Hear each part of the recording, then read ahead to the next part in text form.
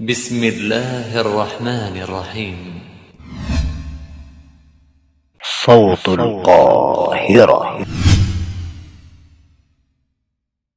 Menambah pertanyaan itu terkait ini juga konten mistis dan film horor ya. Itu kadang kita juga di Indonesia ini ditanamkan mindset seperti ini Sat.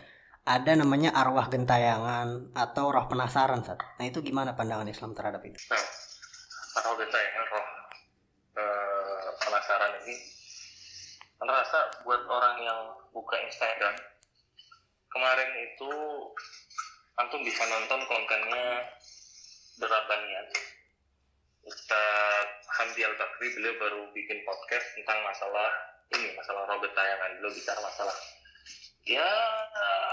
setan-setan yang memiliki banyak nama inilah di Indonesia. Indonesia ini kan terkenal sebagai negara yang kreatif. Setannya bermacam-macam. Nah, ini yang diantara yang beliau bahas. Yang intinya secara umum, ikhwas sekalian, namanya orang kalau sudah meninggal dunia maka tempatnya adalah di alam kubur. Sudah indah alamnya. Maka seorang yang ketika sudah masuk dalam kubur, orang mukmin dia bakal dapat nikmat kubur, orang kafir dia bakal dapat siksa kubur. Bahkan Fir'aun saja dia itu disebutkan dalam Al-Quran bahwasanya Fir'aun itu ditampakkan bagi dia azabnya di neraka sejak dia ada di alam kubur. Setiap sore hari kata Allah, buduan wa asyiyah, setiap pagi dan sore hari itu diperlihatkan bagi dia, nanti tempat kamu di neraka itu ini. Diperlihatkan kepada Fir'aun. Di Fir'aun nggak dibiarkan gentayangan kemana-mana. Nggak ada namanya roh gentayangan. Seorang ketika sudah meninggal dunia, maka tempatnya adalah di alam kubur, sudah berbeda. Kemudian, apa kemampuan yang dibutuhkan untuk supaya orang bisa menjadi roh gentayangan? Apa kemampuan yang dibutuhkan? Amalan apa yang harus dilakukan? Nabi SAW meninggal dunia, tapi roh beliau tidak gentayangan, dia tetap di alam kubur. Dari mana kita tahunya? Kita tahu di zaman para sahabat, orang-orang yang beliau cintai, terjadi banyak sekali atau terjadi beberapa pertikaian antara para sahabat. Dan diantaranya adalah di zaman Ali bin Abi Thalib, ketika terjadi peperangan antara 3 kubu sahabat. Ada kubunya Aisyah, ada kubunya Ali, ada kubunya Muawiyah. Antum perhatikan di sini. Ali bin Abi Thalib, sepupu Nabi Shallallahu Alaihi Wasallam, orang yang dari kecil tinggal sama Nabi SAW, orang yang dinikahkan sama anaknya Nabi SAW, mantu Nabi SAW. Aisyah radhiyallahu taala anha, beliau adalah istri Nabi SAW, orang yang paling dicintai oleh Aisyah. Ini pasukannya Ali sama pasukan Aisyah, ini mau perang, mau ribut, 2 orang yang dicintai sama Nabi SAW. Dan di barisan pasukannya mereka itu banyak para sahabat-sahabat senior. Ada Zubair bin Awam, ada Thalhah bin Ubaidillah, 2 orang yang termasuk 10 orang yang dijamin masuk surga radhiyallahu ta'ala anhu. Ini mereka mau perang. Intinya apa?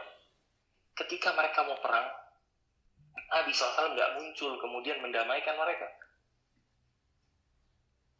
Iya apa enggak? Ini orang-orang yang dicintai sama Nabi SAW mau perang. Ini terkenal dengan perang Jamal. Mereka mau perang.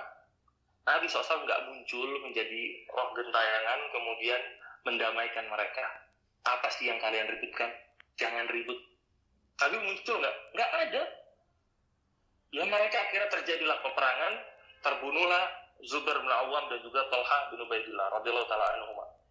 Menunjukkan namanya nggak ada roh gentayangan dan juga lain-lain. Dan ini semua adalah kerjaannya setan untuk menakut-nakuti manusia. Dan ini pun terjadi. Dan ini memang terjadi. Di zaman para sahabat, Umar bin Khattab, beliau pernah bertemu dengan setan. Abu Hurairah pun pernah bertemu dengan setan. Dalam kisah yang mungkin sering antum dengar, Abu Hurairah ditugaskan untuk menjaga Baitul Mal. Baitul Mal itu tempat penyimpanan uangnya, banknya, bukan untuk yaitu bank yang halal maksudnya di situ. Tempat penyimpanan uang punya negara. Abu Hurairah ditugaskan untuk menjaga di situ. Kemudian datang hari pertama, orang nyuri dari Baitul Mal itu. Kemudian ditangkap sama Abu Hurairah. Orang ini bilang saya orang miskin, saya kelaparan segala macam. Akhirnya dilepaskan sama Abu Hurairah. Hari kedua begitu lagi, ditangkap lagi, dia kasihan miskin, dilepaskan lagi. Hari ketiga udah gak ada ampun, ditangkap lagi sama Abu Hurairah. Kemudian orang ini bilang, makanya kalau sebelum tidur baca ayat kursi, kata orang ini. Kemudian orang ini hilang. Kemudian dilaporkanlah masalah ini ke Nabi Sallallahu Alaihi Wasallam. Kata Nabi Sallallahu Alaihi Wasallam, "Fa'innahu syaitan." Itu yang datang untuk menyuri Baitul Mal itu syaitan, bukan orang. Dan Nabi Sallallahu Alaihi Wasallam bilang, nasihat yang dia katakan itu benar untuk baca ayat kursi sebelum tidur. Padahal dia kadzub, kata Nabi Sallallahu Alaihi Wasallam. Padahal dia itu tukang bohong, setan. Nah, dari sini kita pahami namanya setan atau jin yang gentayangan itu memang ada, cuma itu bukan roh manusia, bukan manusia. Manusia itu ketika sudah meninggal tempatnya dikubur. Kalau yang menakut-takuti manusia yaitu syaitan. Di antara sahabat yang mau menghancurkan berhala Manat saat itu. Berhala Manat itu berhala punya orang-orang utara, yaitu orang-orang Aus dan Khazraj. Dulu mereka itu menyembah berhala yang namanya Manat. Kemudian Manat ini ketika mau dihancurkan disebutkan keluar sosok wanita yang sudah tua, kemudian rambutnya panjang, nenek. Kemudian dipukullah wanita itu, akhirnya terpelanting jauh, akhirnya dia mati akhirnya. Nah, di sini setan itu ada, cuma kita tidak diperintahkan untuk takut sama mereka. Tidak ada dalam Al-Quran perintah kita untuk takut sama takhafuhum wa khafuni in kuntum mu'minin. Jangan kalian itu takut sama mereka, tapi takutlah kepadaku kalau kalian itu adalah orang-orang mukmin. Nah, mungkin untuk selengkapnya untuk bisa lihat konten Instagramnya Labanian, mereka baru posting kemarin. Ustaz Hamdi Al-Bakri, bisa antum dengarkan. Wallahu a'lam.